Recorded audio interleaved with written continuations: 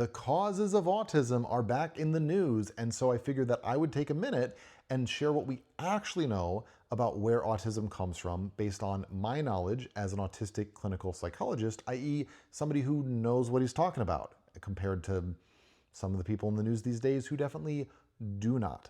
The primary factor that influences whether or not somebody is autistic is their genetics. There's no single autism gene, but researchers have identified hundreds of genes that play a role in determining whether or not somebody is autistic, and all of our genes together, we know from the research, have the biggest influence in making somebody more or less likely to be autistic. So by and large, it is your genes that determine if you are autistic or not. Environmental factors also play a role in whether or not somebody becomes autistic, but it's a much smaller role.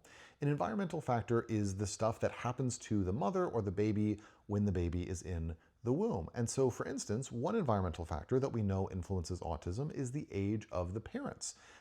If a baby is conceived when the parents are later in life, then that baby is going to be a little bit more likely to be autistic.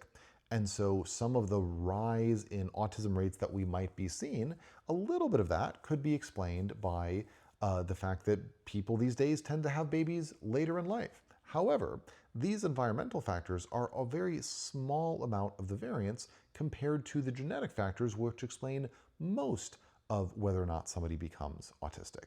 So this helps you understand why it's bogus when somebody comes out and says that they have discovered the cause of autism. Not only are those claims always based on really shaky science, like the vaccines are completely debunked, the whole Tylenol thing is based on a single study that had a shaky correlation that went away when you properly controlled the data, but even if a study came out that was based on good science, that did find some new environmental factor that made somebody more likely to be autistic, that factor would have a very, very small influence because the vast majority of the variance is explained by genetics. So sure, we could do more studies and we could find factors that explain 0.0001% of why a particular person might become autistic, but how helpful is that really? I think that that distracts us from where we should be putting our focus and attention, which is on research and interventions that help make the lives of autistic people better, help build a society that is more inclusive, that gives the right kind of supports and the right understanding. And I think if we took even a fraction of the effort and the money and the attention that has gone into the cause of autism, and instead put it into endeavors that make the world better for autistic people, we would notice a radical difference. And so that's why I'm mad at this stuff coming out. It's not just because it's BS.